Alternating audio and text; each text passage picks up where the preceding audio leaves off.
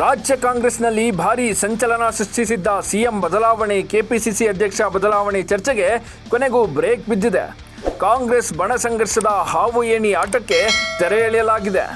ಕಾಂಗ್ರೆಸ್ ನಾಯಕರೆಲ್ಲ ನಾ ಮುಂದು ತಾ ಮುಂದು ಅಂತ ದಿಲ್ಲಿಗೆ ದೌಡಾಯಿಸಿ ಹೈಕಮಾಂಡ್ ಮನವೊಲಿಸಲು ಪ್ರಯತ್ನಿಸಿದ್ರು.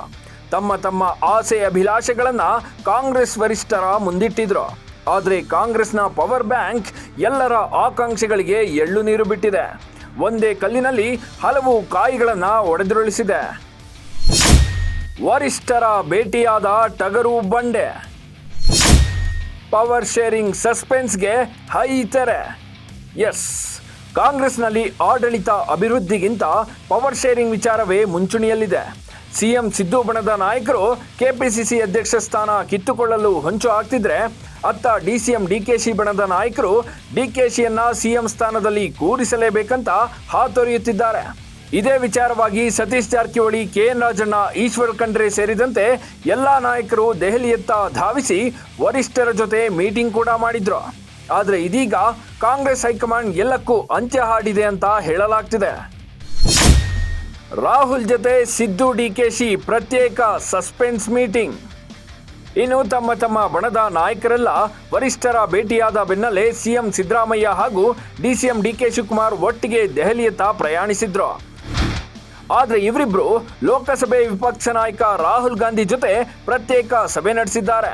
ಇದು ಸಹಜವಾಗಿಯೇ ರಾಜಕೀಯ ಪಡಸಾಲೆಯಲ್ಲಿ ಕುತೂಹಲ ಮೂಡಿಸಿದೆ. ಒಟ್ಟಾಗಿ ಹೋದ್ರೂ ಒಟ್ಟಿಗೆ ಯಾಕೆ ಮೀಟಿಂಗ್ ಮಾಡಿಲ್ಲ ಅಂತ ಸಾಕಷ್ಟು ಜನ ಪ್ರಶ್ನಿಸಿದ್ದಾರೆ.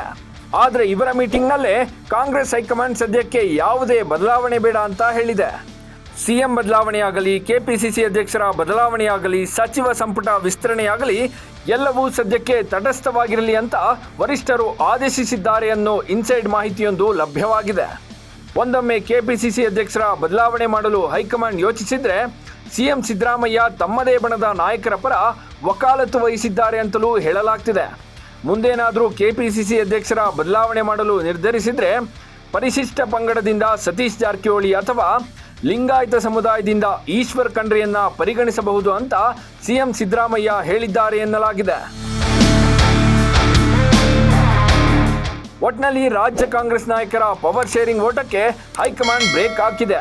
ಹೀಗಾಗಿ ನಿರಾಸೆಗೊಂಡಿರೋ ಆಕಾಂಕ್ಷಿಗಳು ಹೇಗೆ ಪುಟಿದೇಳಲಿದ್ದಾರೆ ಅನ್ನೋದು ಕಾದು ನೋಡಬೇಕಿದೆ.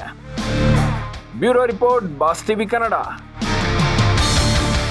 ಲೇಟೆಸ್ಟ್ ಹಾಗೂ ಇಂಟ್ರೆಸ್ಟಿಂಗ್ ಸುದ್ದಿಗಳಿಗಾಗಿ ಬಾಸ್ ಟಿವಿ ಕನ್ನಡ ಚಾನೆಲ್ನ ಸಬ್ಸ್ಕ್ರೈಬ್ ಮಾಡಿ. ಹಾಗೆಯೇ ಬೆಲ್ ಐಕಾನ್ ಪ್ರೆಸ್ ಮಾಡಿ. ಇದರ ಜೊತೆಗೆ ಫೇಸ್ಬುಕ್, ಇನ್ಸ್ಟಾಗ್ರಾಮ್, ಎಕ್ಸ್ನಲ್ಲೂ ಮಿಸ್ ಮಾಡದೆ ಫಾಲೋ ಮಾಡಿ.